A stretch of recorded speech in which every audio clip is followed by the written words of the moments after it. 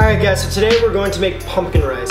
So this preparation is actually a riff off a classic Armenian dish called Ghapama, or in English it's spelled Ghapama. So again, traditionally, this dish is served with a ton of dried fruit, some honey, a couple other things. It definitely leans on the sweet side, but I'm kind of more of a savory fella. I kind of like my things savory and salty. So this is kind of like my version of it. It's sort of a riff or a bastardization if you're gonna be a dick about it. Essentially, I made a biryani type thing, which is just an Indian mixed rice dish. Popped it in the pumpkin, baked it, and opened it very sort of extravagantly. It's pretty sexy, you'll see at the end of the video. In Armenia, Ghapama is served on special occasions. So like weddings, Christmas, holidays, birthdays, that type of thing. Personally, whenever I see a pumpkin, my head immediately goes to fall, and since fall's right around the corner, I thought, why not?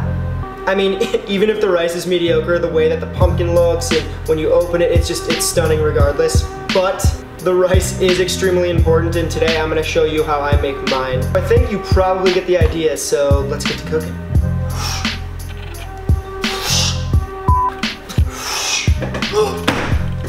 For my rice, I'm using a small pie pumpkin. The prettier the better.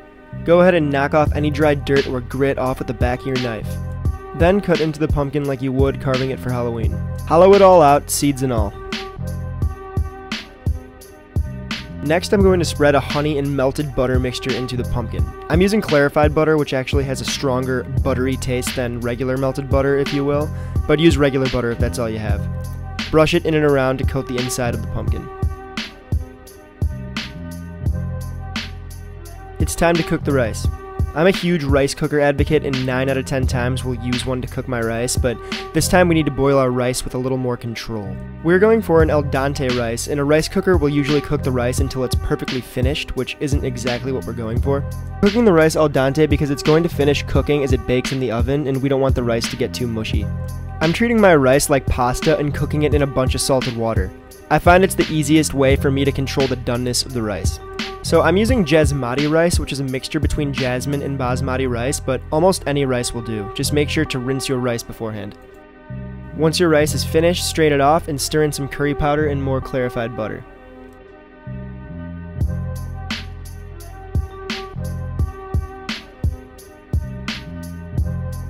Set the rice mixture aside. Now it's time to deal with our lamb spice.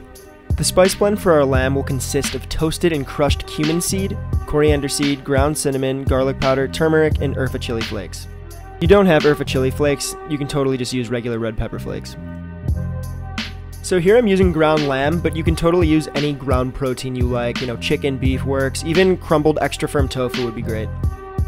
Now it's time to season up and work in our spice mixture that we just made. And the best kitchen tool for this are your hands.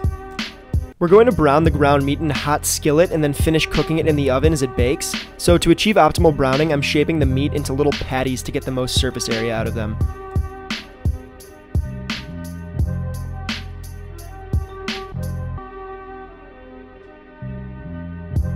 Add a touch of oil to a hot pan and sear the patties over medium-high to high heat until they're browned.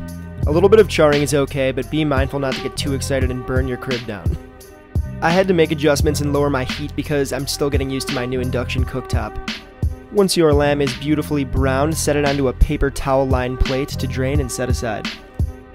Next, we're going to caramelize a yellow onion. Slice your onions thin and cook down low and slow with a bit of oil. Essentially, we're trying to tickle the sugars out of the onion, and this just takes time on low heat.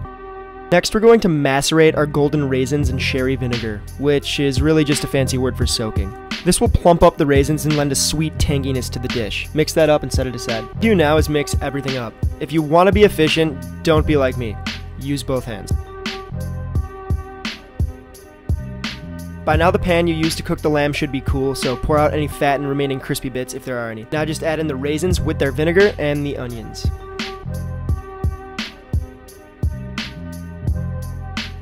If you follow these steps, your rice should be insanely aromatic at this point. It's time to bake the pumpkin. Grab a sheet tray and line it with parchment paper. Put the pumpkin on the tray and begin stuffing it with the seasoned rice we just made. Every so often, use your hands to pat the rice down for a snug fit. I'm also periodically layering about half a tablespoon of clarified butter every couple inches of rice or so. Oh, and you're likely going to have a lot of rice left over. Just remember that there's uncooked lamb in there, so be sure to heat it up to at least 160 degrees Fahrenheit before eating it. Remember earlier when I said things were going to get sexy? Well, here you go. Oil that baddie up to help it cook evenly. This also gives it a nice shine.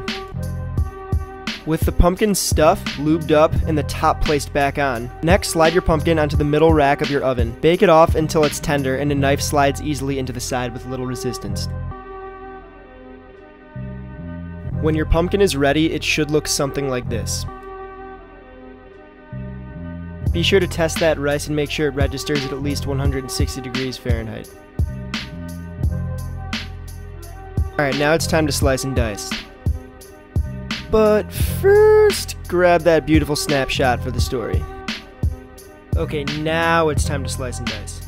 Cut even slices vertically down the pumpkin. Stop cutting about 1 to 2 inches from the bottom. This will allow the pumpkin to fan out easier. Now carefully open up the sliced pumpkin and let its glorious beauty consume you. It's totally okay if the rice doesn't fall out of the pumpkin perfectly. Just spread it around with a utensil and make it look nice. Now it's time to dress this Shayla up. I just plucked some fresh spearmint from what's left of my herb garden because lamb. Then I grabbed my favorite chili oil from the pantry for the kick. Of course, you gotta have some crunchy salt on there for texture. I really like Malden's. And just some plain regular yogurt that I cut with some lemon juice and a touch of water for a refreshing finish. Just drizzle everything over the top and go to town.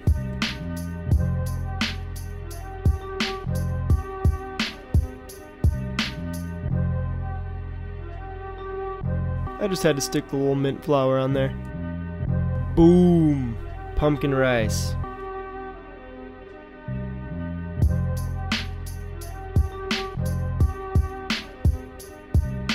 Alright, I had to give this little guy a taste. Gotta get some lamb, chili oil, wrap that onion around, yeah. Alright, so Ghapama, there you have it. My version at least of it. This is a cool little party trick to whip out during the fall here coming up. Anyways, I'm gonna head off to go rake some leaves while sipping my pumpkin latte, while simultaneously reading a book by the fireplace, while eating my Ghapama. I also have an Instagram and a Facebook. Check out one or the other or both. Also, please like this video if you liked it, of course. And if you want to see more stuff like this, be sure to subscribe. I always feel weird saying this at the end. It's like if you like this stuff, you would subscribe. Alright, anyways, I'll see you next time. Peace.